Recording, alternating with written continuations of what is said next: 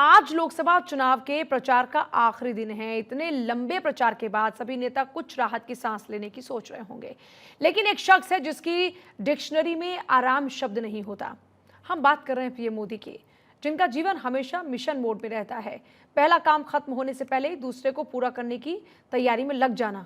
आज प्रचार खत्म होते ही पीएम मोदी कन्याकुमारी के विवेकानंद रॉक मेमोरियल में साधना करने चले जाएंगे। ये रिपोर्ट देखिए।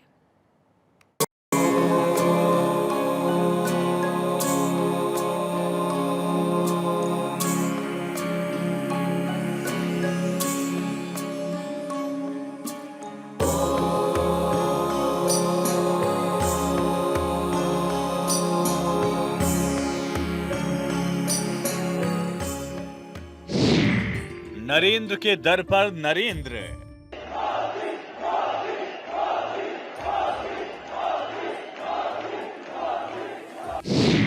नई ऊर्जा लेने वाला केंद्र।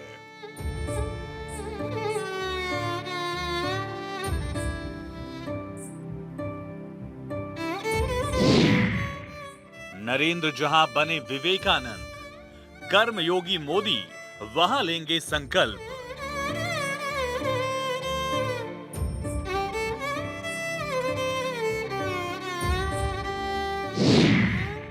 ध्यान से होगा कायाकल्प।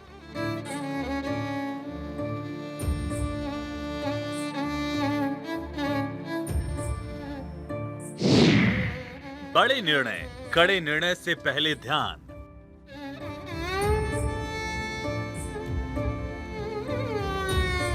हर पल देश को समर्पित करने वाले, हर समय देश के लिए कड़ी मेहनत करने वाले नरेंद्र दामोदर दास मोदी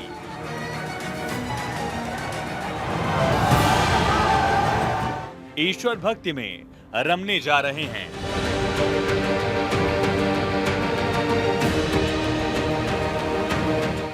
और वो ऐसा पहली बार नहीं करने जा रहे। कर्मयोगी मोदी 2019 की पारी की शुरुआत करने से पहले भी आध्यात्मिक यात्रा पर बाबा केदारनाथ गए थे।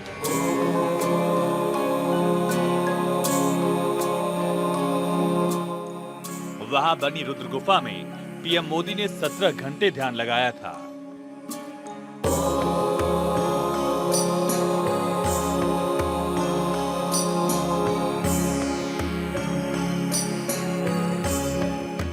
पीएम मोदी यहां भी चुनाव प्रचार थमने के बाद गए थे। इस बार भी अपनी नई पारी की शुरुआत करने से पहले अपने आप को फिर से तरोताजा करने के लिए, देश के मंगल के लिए, आशीर्वाद लेने के लिए पीएम मोदी अपनी आध्यात्मिक यात्रा पर जा रहे हैं। लोकसभा चुनाव 2024 का समापन जल्द ही होने जा रहा है। इस पूरे चुनाव में प्रधानमंत्री नरेंद्र मोदी पूरे देश में एक के बाद एक धुआंधार रैलियां कर रहे हैं।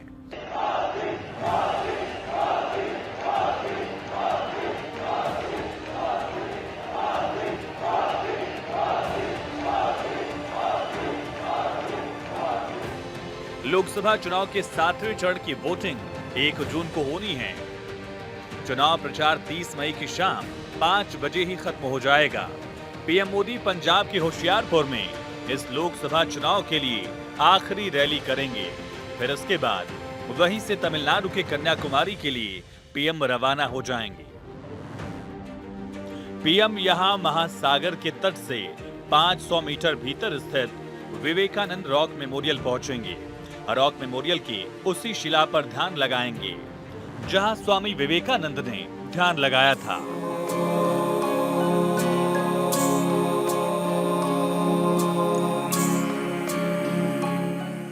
मोदी विवेकानंद रॉक मेमोरियल के ध्यान मंडपम में 30 मई की शाम से 1 जून की शाम तक ध्यान की अवस्था में रहेंगे।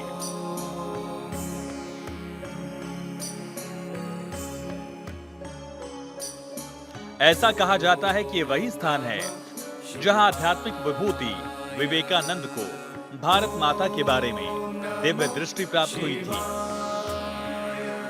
इस स्थान को पवित्र ग्रंथों में भगवान शिव के लिए देवी पार्वती के ध्यान स्थल के रूप में भी जाना जाता है।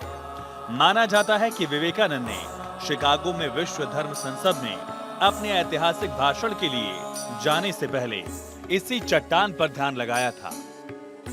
विवेकानंद ने यहाँ ध्यान लगाकर ही एक विकसित भारत का सपना देखा था।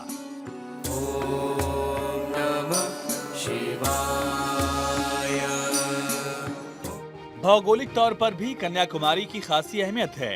इसके विवेकानंद रॉक मेमोरियल को भारत का सबसे आखिरी दक्षिणी छोर माना जाता है। ये वह स्थान है जहां पर पूर्वी और पश्चिमी तट रेखाएं मिलती हैं।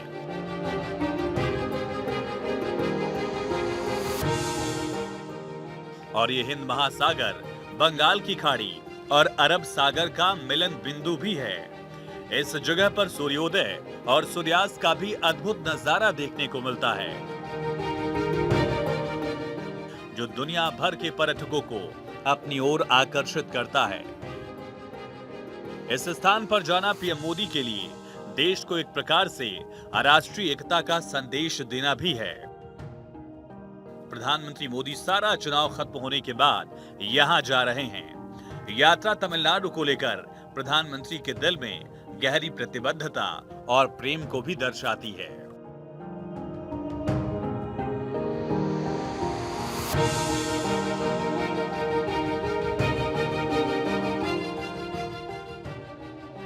विवेकानंद रॉक तमिलनाडु की कन्याकुमारी में समुद्र में स्थित एक स्मारक है। एक फेमस टूरिस्ट स्पॉट है। ये जमीन तट से करीब 500 मीटर अंदर समुद्र में दो चट्टानों के ऊपर बना है। स्वामी विवेकानंद रॉक मेमोरियल की स्थापना 1970 में विवेकानंद के सम्मान में की गई थी। मेमोरियल का निर्माण पूरा करने में करीब 6 साल लग गए। इसके निर्माण का श्रेय प्रसिद्ध वास्तुकार एकनाथ रानाडे को दिया जाता है। 2 सितंबर 1970 को भारत के तत्कालीन राष्ट्रपति डॉक्टर वीवी गिरी ने स्मारक का उद्घाटन किया। उद्घाटन समारोह 2 महीने तक चला। इसमें तत्कालीन पीएम इंदिरा गांधी भी शामिल हुई। अप्रैल में पड़ने वाली चैत्र पूर्णिमा पर यहां चंद्रमा और सूर्य दोनों एक साथ एक ही क्षितिज पर आमने सामने दिखाई देते हैं। इस स्मारक का प्रवेश द्वार अजंता और एलोरा गुफा मंदिरों के समान है। माना जाता है कि इसी चट्टान पर 3 दिन और 3 रातों तक ध्यान करने के बाद स्वामी विवेकानंद को ज्ञान प्राप्त हुआ था। पिछले साल मार्च में राष्ट्रपति द्रौपदी मुर्मू ने भी विवेकानंद रॉक मेमोरियल का दौरा किया था। वो उस समय केरल, लक्षद्वीप और तमिलनाडु के 6 दिवसीय दौरे पर थीं। उन्होंने इस दौरे को यादगार अनुभव बताया था।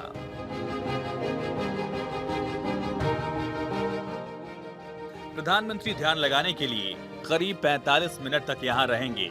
इसलिए तटीय सुरक्षा समूह, भारतीय तटरक्षक बल और भारतीय नौसेना समुद्री सीमाओं पर निगरानी बनाए रखेगी।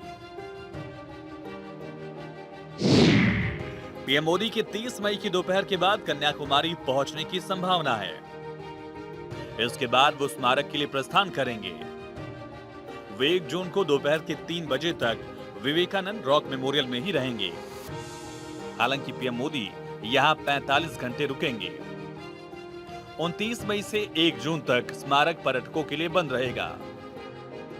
किसकी जीत होगी, किसकी होगी हार, किसकी सरकार बनेगी, इस तरह के तमाम सवालों से दूर पीएम मोदी अंतिम दौर के प्रचार से फुर्सत मिलते ही कन्याकुमारी का रुख करेंगे। और पीएम मोदी दिल्ली की सियासत से दूर कन्याकुमारी में ध्यान मग्न हो जाएंगे।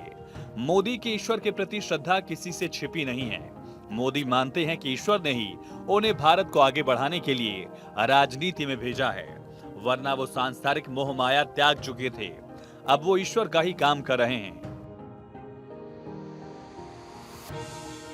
स्वामी विवेकानंद जी कहते थे, हर काम को 3 चरणों से गुजरना पड़ता, उपहास, विरोध और स्वीकृति। और अगर इनोवेशन को एक लाइन में परिभाषित करना है तो वो यही है। कन्याकुमारी में मौजूद इसी शिला पर बैठकर कभी जगत गुरु स्वामी विवेकानंद ने ध्यान लगाया था। और अब वही शिला प्रधानमंत्री नरेंद्र मोदी के आकर्षण का केंद्र है। माना जाता है कि स्वामी विवेकानंद के जीवन में समंदर के बीच उभरी इस शिला का महत्व वही था जो गौतम बुद्ध के लिए सारनाथ का था। रॉक मेमोरियल पर ही ध्यानरत रहते स्वामी विवेकानंद ने विकसित भारत का सपना देखा था और यहीं पर विवेकानंद ने भारत माता की परिकल्पना की और विवेकानंद का घर का नाम नरेंद्र नाथ दत्त था। मतलब मोदी नरेंद्र के अधूरे काम को पूरा करने के लिए ईश्वर द्वारा भेजे गए हैं, यानी कि नरेंद्र भारत माता की उस तस्वीर को साकार करने आए हैं जिसका 132 साल पहले स्वामी विवेकानंद यानी नरेंद्र ने दुनिया को दीदार करवाया था। एक सूत्र में पूरे भारत को जोड़ने का काम अब दूसरा नरेंद्र कर रहा है। ये नरेंद्र मोदी की आध्यात्मिक यात्रा ही नहीं, भारत की संस्कृति के मिलन की यात्रा है, जहां पूर्व, पश्चिम और दक्षिण भारत का मिलन हो रहा है। Bureau report, Bharat 24।